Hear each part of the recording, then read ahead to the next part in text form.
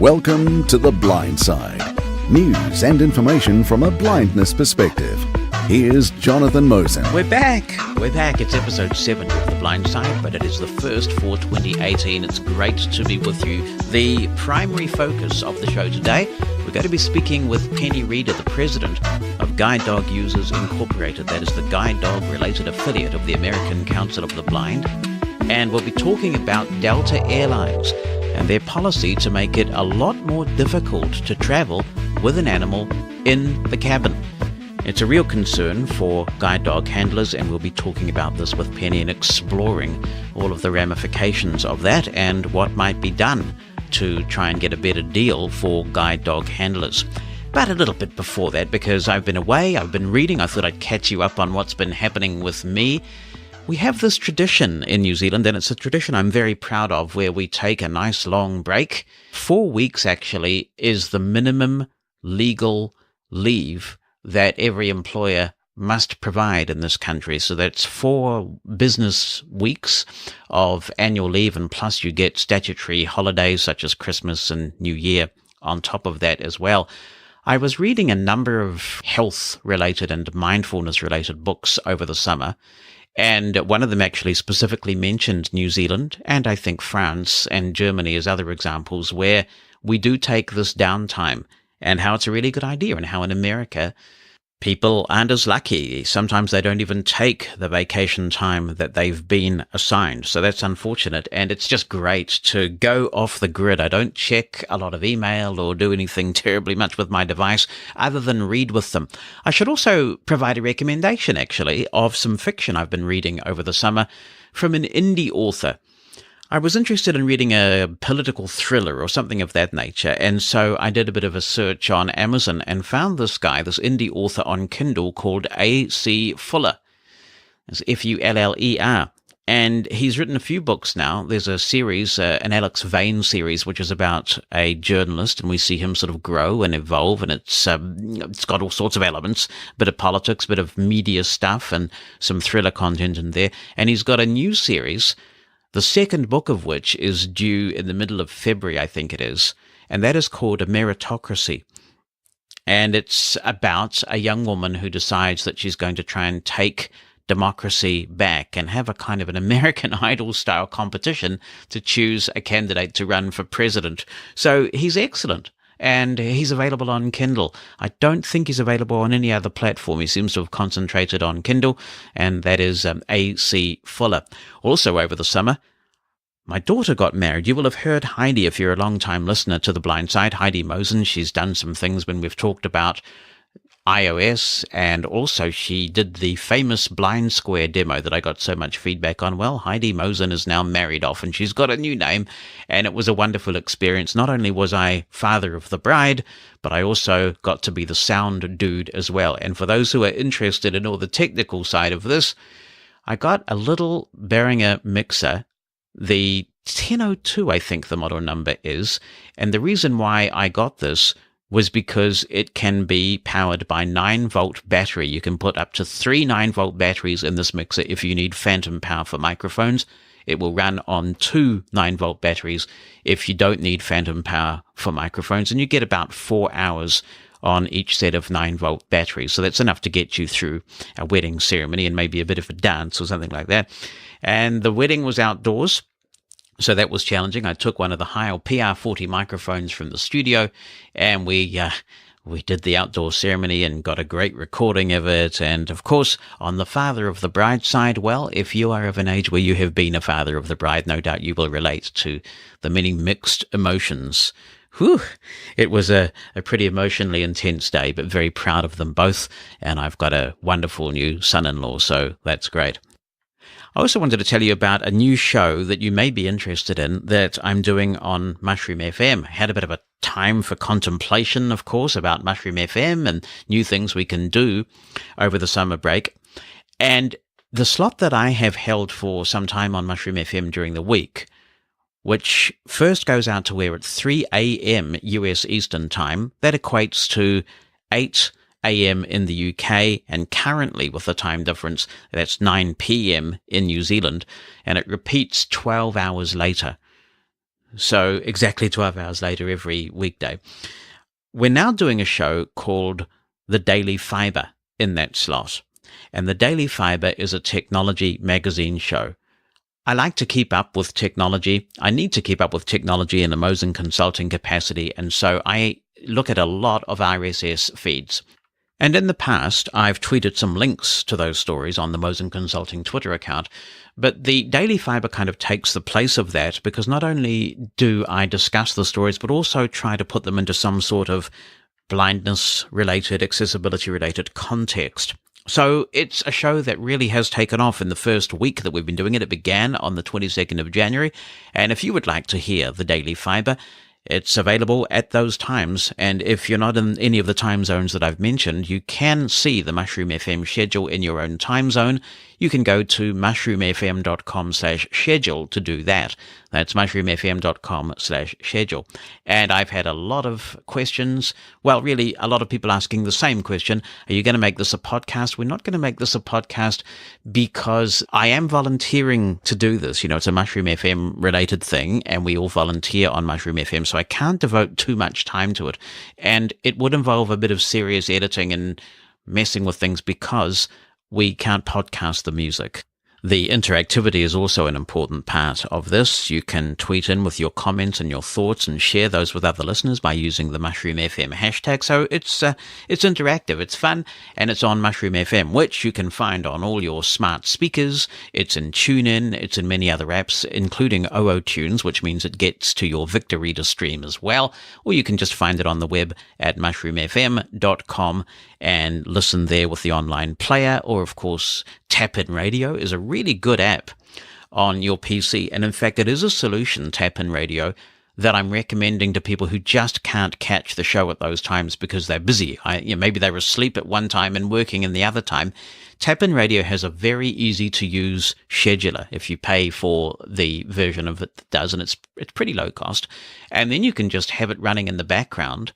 You don't have to have it actually even consuming your sound card resources if you don't want to, and you can schedule the Tap-In Radio to tune to Mushroom FM at the appointed time and record the show, and then you can listen whenever you want. So perhaps not quite as convenient as a podcast, but nearly there. So I hope you enjoy the Daily Fibre. It seems to be very well received at this point. And now, stories making news in the blind community on The Blind Side. In researching this podcast, I read a lot of news sources, and some stories I find fascinating, but it's difficult to find sources to explore them further. And so I thought we would introduce this section of the podcast, just introducing you to the sheer diversity of stories about blindness that exist around the world, because it is quite sobering and also very interesting. So let's look at a few stories that are out there at the moment. And of course, you're welcome to comment on these stories or anything else in the podcast. You can drop me an email. And when you do that email, you can either write something down, or if you prefer, you can attach an audio clip to your email. That's really easy to do these days with voice memo apps on your smartphone. The email address to send podcast-related feedback to is theblindside@mosen.org. That's theblindside, all joined together, at mosen.org. And let's go to Uganda for our first story. The Uganda National Association of the Blind has given 100 canes to blind people in the Teso region to aid them in movement. They've started issuing these canes by giving them to leaders in the blindness field so that they can better encourage other blind people. I find this a fascinating story. We, of course, have to continue to champion our own accessibility journey, but it is sobering to realize that for some people, the humble white cane just makes such a difference, and it's something that we take for granted. Blind people are often left at home in this part of Uganda, according to the media reports about this story, with no means of independent travel or the skills to travel. They are given what are called caretakers. They may be family members. Those family members may go out to work. And when they do go out to work, without cane travel skills and the knowledge of how a cane can make a difference, those blind people are stranded. This particular district has one school for the blind, and parents have to contribute financially. And so often what happens is that blind children drop out due to a lack of funds. To cap it off, a famine has also hit the district, and some blind people are struggling for food. So wonderful to see that those white canes are being distributed and making a difference.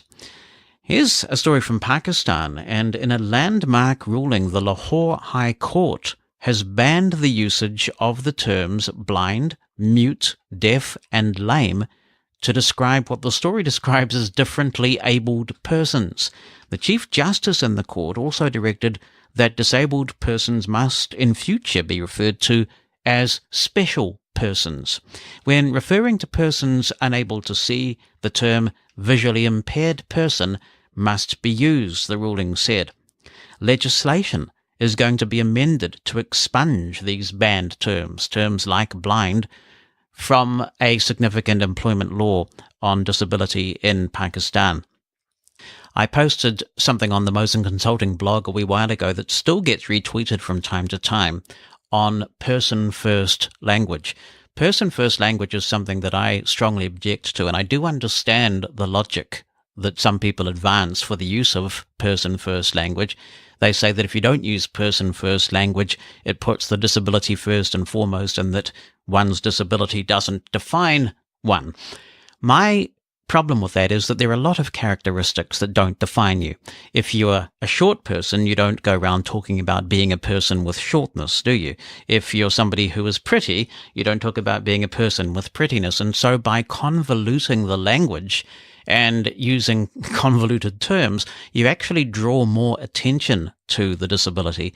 And my concern is that getting too sensitive about the terminology means that we can't have a frank discussion with people about the really important issues of disability.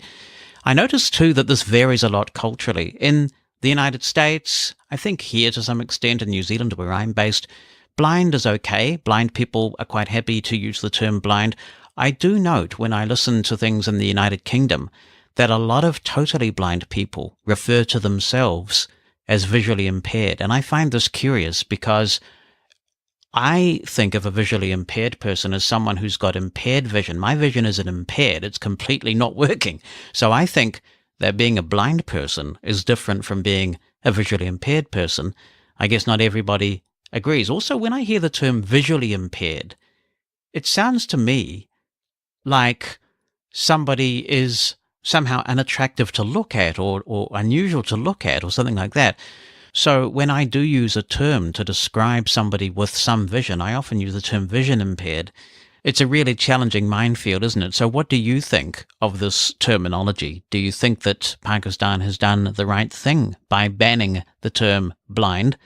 And what's your take on the person-first language thing? Let me know. Drop me an email to theblindside@mosen.org. Now, if you fly KLM, we go to them for our next story. That's the Dutch airline. You can now take advantage of audio description on that airline. To begin with, they've got 4 audio-described movies available. Pretty good range of genres in those 4 audio-described movies, and more will be available in the coming months. KLM isn't the first to do this. We have to go all the way back to 2014 for the first.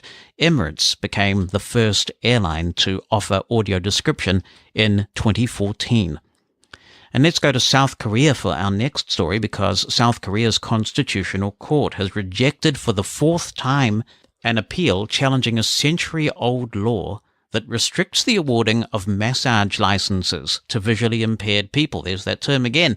The court ruled that professional massage services should be the exclusive preserve of the blind, as they have fewer employment options.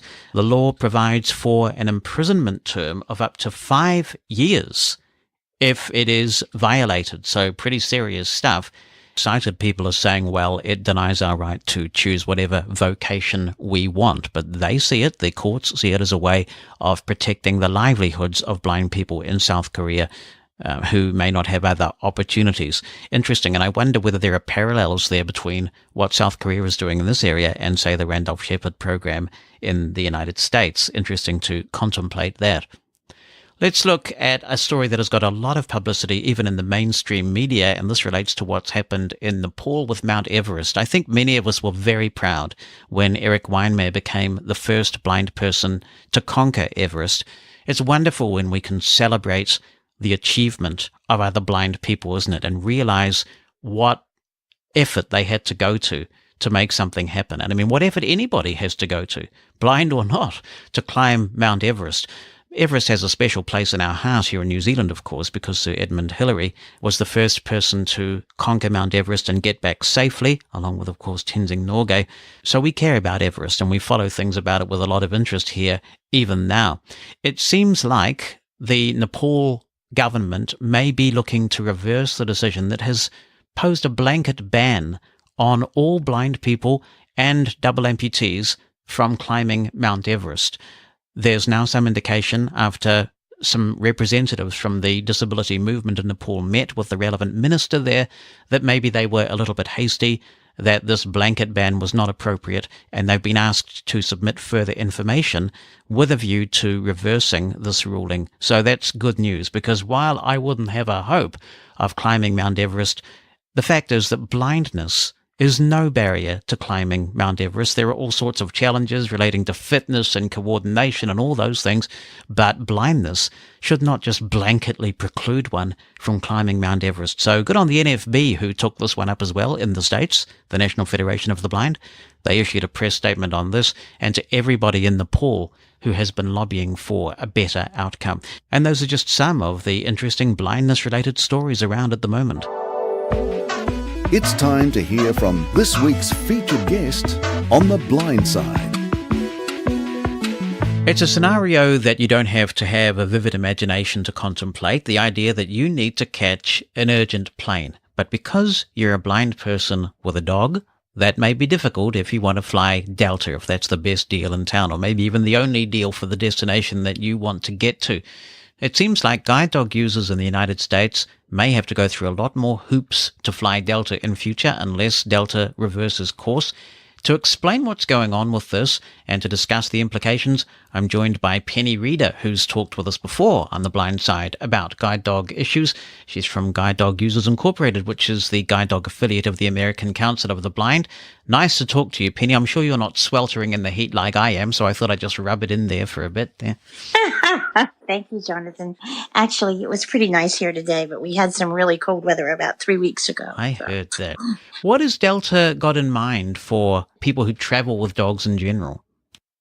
Well, what they have in mind is implementations of new requirements to make anyone who travels with a service animal, and they're lumping emotional support animals in with this requirement, to make anyone who does that submit a health form. Apparently the vet fills out the health form and it indicates that your dog's vaccinations are up to date. So they want this form submitted each year, once every year, and that form has to be submitted 48 hours in advance of any plane that you take. Then when you get to the airport, you have to go to the check-in desk, so you can't check in curbside anymore. And you probably have to leave your companions because they want to get through security. So you have to go to the check-in desk and wait in line and get them to verify that they have the form. And hopefully they haven't lost it or they can access it. And then you can proceed with check-in. For emotional support animals, there's an additional requirement that the person present some kind of a certification. It doesn't say who's going to be the certifying body, that the dog is well trained to behave well in public. So it seems to me, well, I'm not going to judge it, but I am going to judge it. I think it's a terrible idea. I don't think your vet can certify how well your dog is going to behave in a strange venue. And I don't know who else would do it. And I know that lots of people with pets get fake certifications and pretend that they have a disability so that they can travel with their, quote, emotional support animal. And it probably wouldn't be too hard to get a fake certificate verifying that your dog is well behaved in public either. So that's the gist of what they want to do. And they want this to start in March, on March 1st. If you want to travel anytime within the next year, then you can lodge this documentation with Delta before you even know you want to fly. Is that right? And they have it on file. That's correct.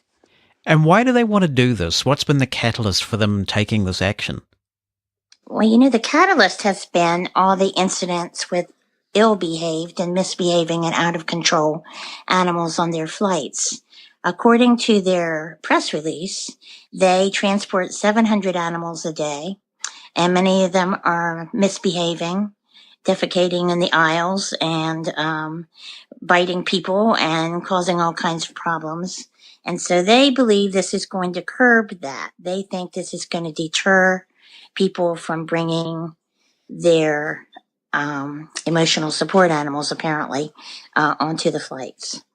I don't see how the two things are connected, but that's what they say. They say they're doing it because they're concerned about safety. And we're concerned about safety too. We don't like flying any more than anybody else does with out of control animals. And it represents a safety hazard not only for us, but for our dogs. But we just don't believe that this approach is going to solve the problem. Am I right that most guide dog schools in the United States put themselves through the inspection from the International Federation of Guide Dog Schools? I think they all do. I know of one that I heard does not, and that may have changed since I heard about it. Right. But as far as I know, all the major programs do. And, that's a certification that we can count on because it means that they meet the Federation's requirements for providing excellent training for their dogs and excellent breeding for their dogs. And their dogs are medically sound when we bring them home. So that's right. And where I'm going with this is that it has always interested me, staggered me, to be honest with you, that America has chosen to go down the path that it has, because in New Zealand, for example, you cannot fly in the cabin with an animal unless that animal has been certified in a way that gives the airline some confidence that the dog is going to behave. And when that happens, they have some obligation at that point. I mean, it's the law. They cannot refuse to transport a dog that has received appropriate certification as a service animal. It started with guide dogs, and then it's gone on to companion dogs for the deaf, and I think now some other disabilities, but they all have to be accredited in some sort of meaningful way. I've been absolutely amazed to watch how the ADA has been used since its adoption back in 1990 by Americans, where basically anybody seems to be able to call anything an emotional support animal and fly in the plane. I mean, it doesn't matter whether it's a monkey or, all sorts of animals. I mean, haven't the guide dog advocacy organizations in the States brought this upon themselves by not standing up earlier and saying, look, you just can't call anything a disability support animal and put it on a plane? Well, I wasn't there in 1988 and 89 when the ADA was being written, but I have heard that was the major cause of disagreement. And apparently people who wanted to to raise and train their own dogs and certify them themselves, won. We certainly have members who have trained their own dogs, not very many, but some. And I'm sure that they would not agree with you and probably not with me. I think it's better to have some kind of certification. Let me tell you how we handle that here, because there is an answer to that.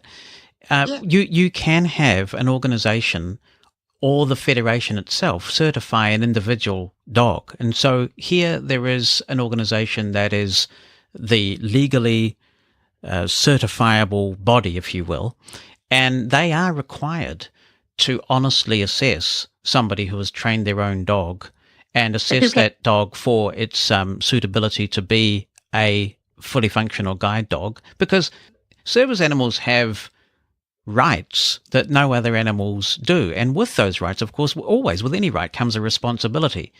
So I'm not really sure why that would be a barrier if you have some sort of independent organization that could also certify somebody who's trained their own dog. I have no problem with that. I'm sure I will hear from people who do, but I think it's an excellent idea. Who pays for that? Do you know?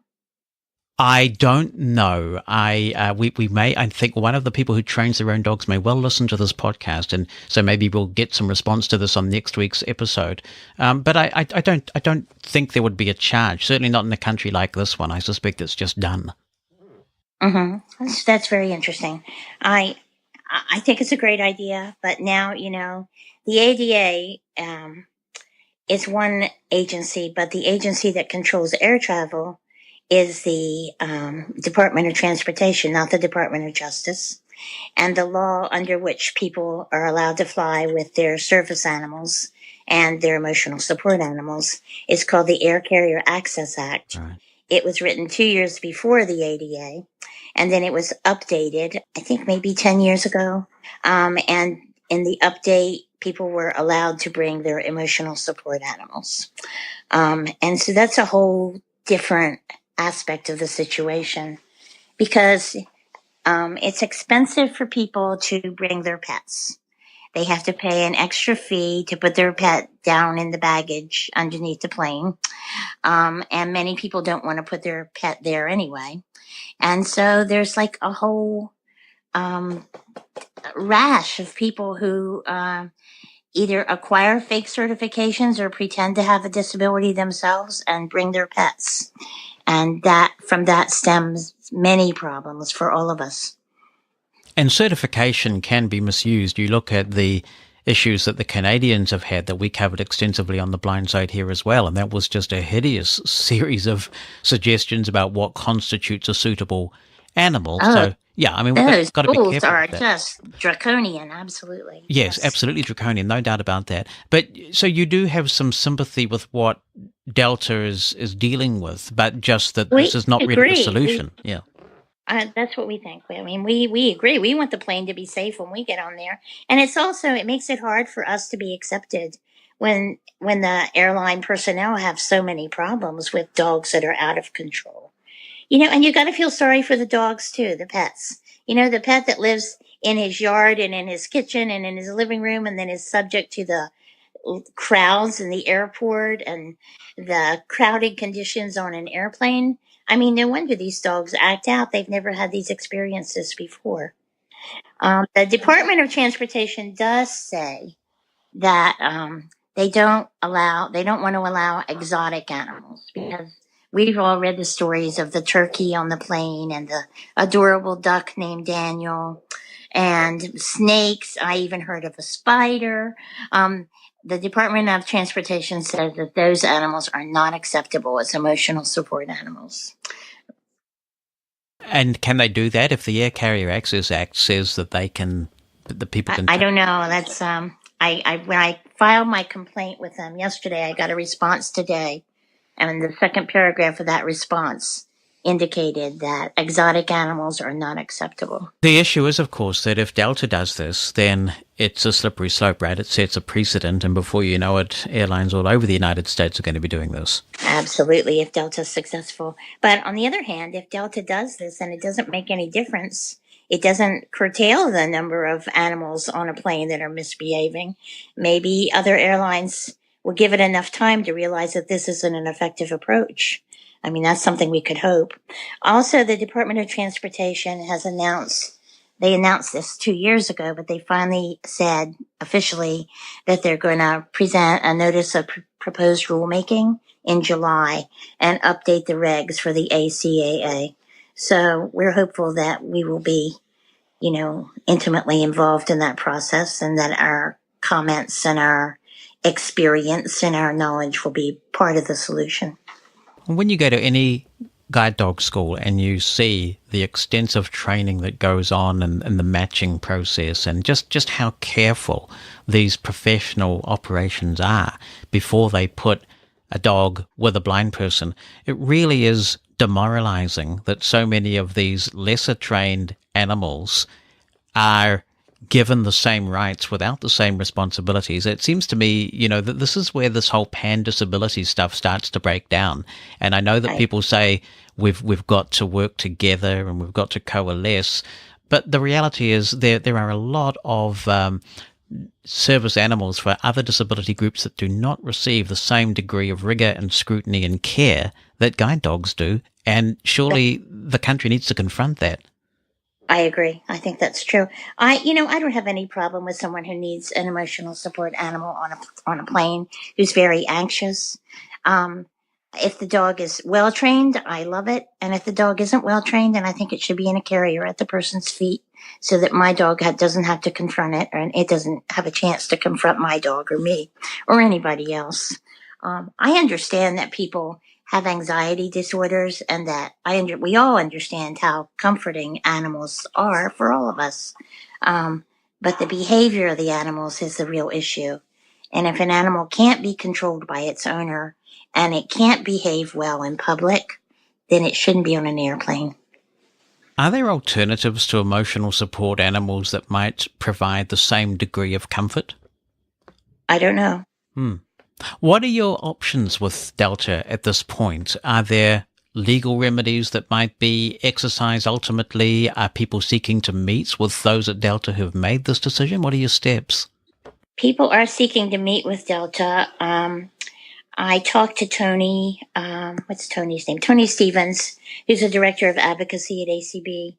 And he's going to be meeting with the Department of Transportation in early February. And when I filed the complaint with the DOT, my response letter indicated that they're forwarding all complaints about this issue to Delta.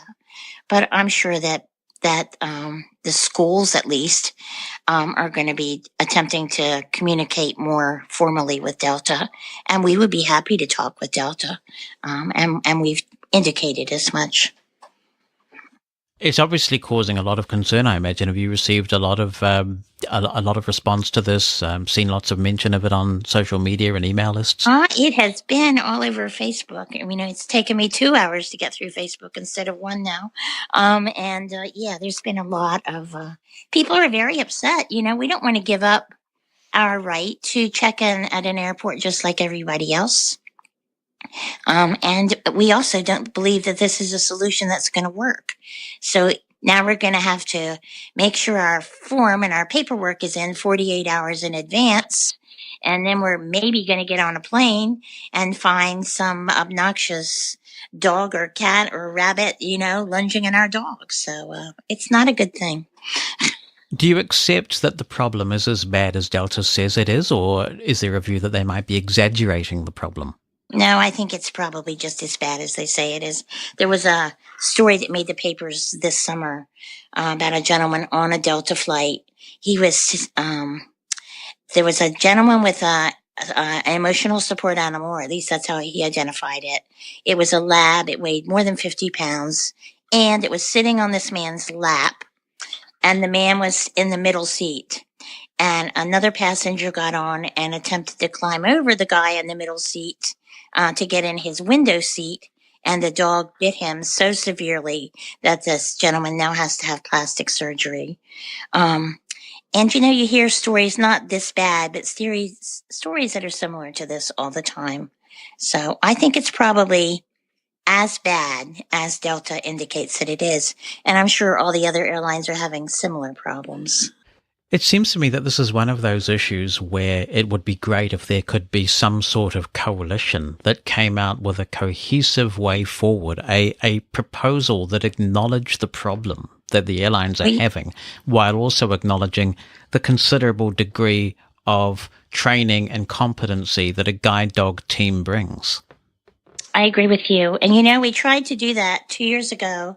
The Department of Transportation had a process they called the Regulations Negotiation process. They abbreviated it as the RegNeg. And lots of people with disabilities were involved. All of us had animals. Some of the people in this coalition were people who use emotional support animals. There was a group of people who use hearing dogs. There was a group of people who use psychiatric services animals or psychiatric support animals. We met over a period of about 7 months on the phone, and we tried to come up with a solution.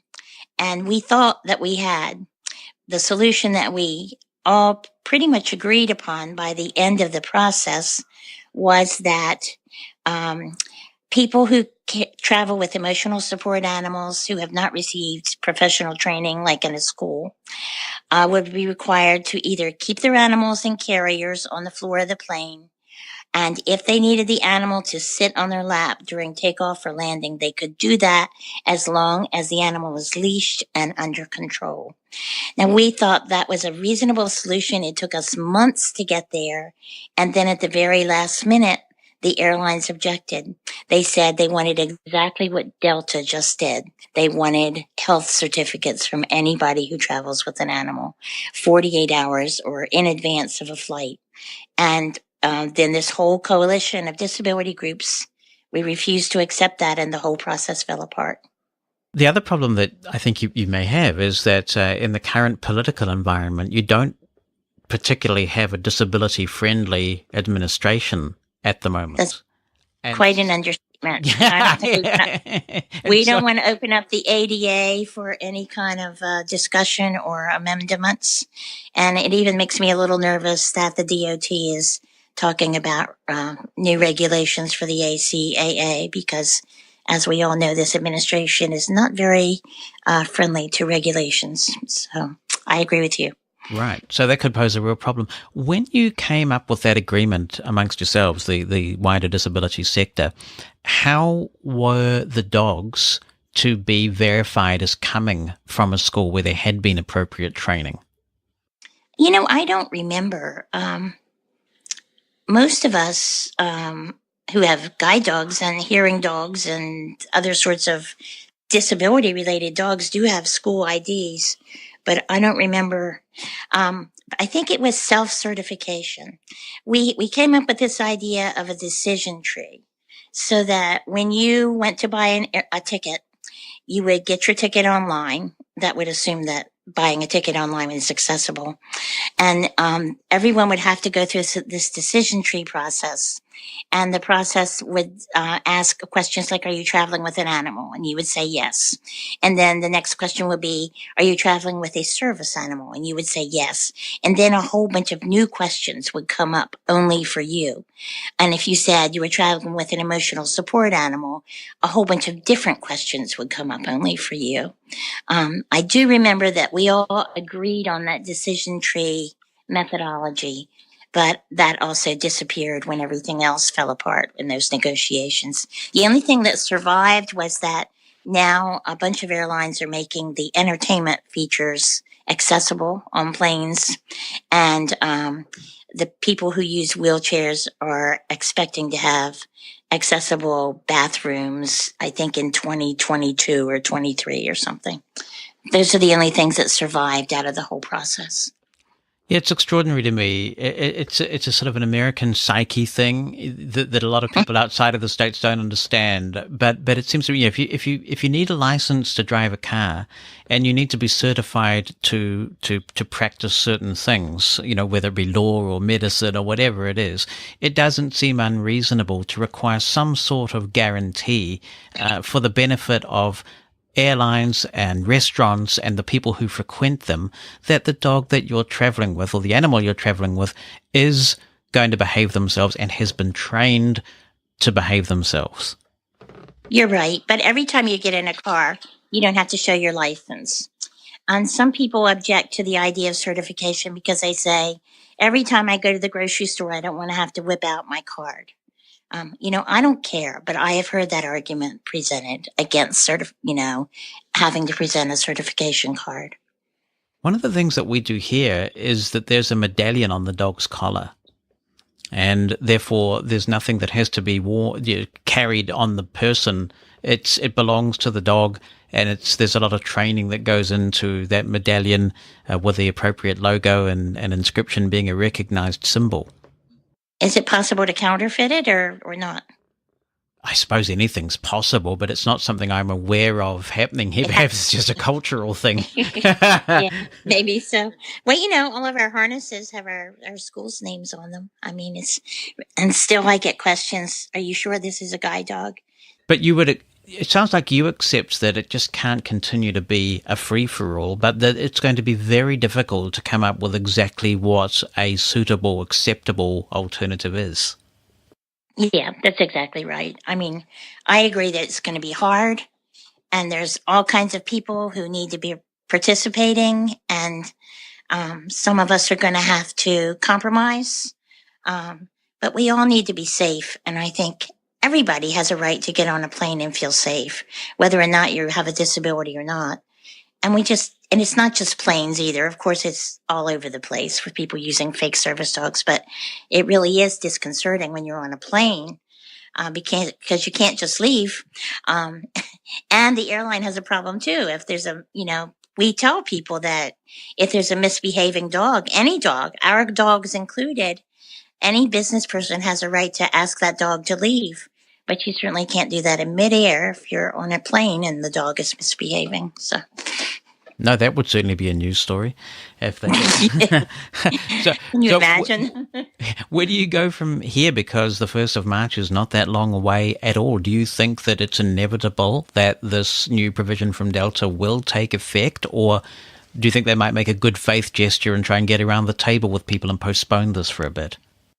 I don't know. March is very soon, and the Department of Transportation, in their form letter that they sent me, indicated that they understand that the disability community is upset and that they're monitoring these new rules or policies to make sure they conform with the ACAA. And since we don't believe they do, we believe they're discriminating against us as a group of blind people. Maybe they'll agree with us. I don't know. But have personnel who would be making that judgment changed in the last year and a bit? They have not, but the people in the Consumer Affairs Division or whatever it's called, they usually come to the legislative seminar at ACB. And so I've seen them for as long as I've been president of GDUI. And they always really want to listen. And whenever I've contacted them in the interim, they've always seemed to be hearing what I said. So I'm not totally pessimistic. Good to hear. Penny Reeder, president of Guide Dog Users Incorporated, talking to us from the United States. And that wraps up The Blind Side, other than to say, if you have any comments on that story, how do we deal with this dilemma where you have animals of all sorts on planes creating havoc? And of course, it's just as bad news for those people who use trained guide dogs as it is for those who don't and just want an uneventful trip. What's the answer? You can drop me an email to theblindside@mosen.org, record an audio file if you prefer, or you can write something down and get it to me, theblindside@mosen.org. Next week is an exciting time for people in New Zealand in particular, but also Australia. New Zealand because the first voice-activated smart speaker officially supported in New Zealand gets released. And many of us have circumvented all of this and done a bit of jiggery, pokery and hackery over the last couple of years. And I've had an Amazon Echo here for a long time. And Bonnie loves the Echo. Bonnie just loves it.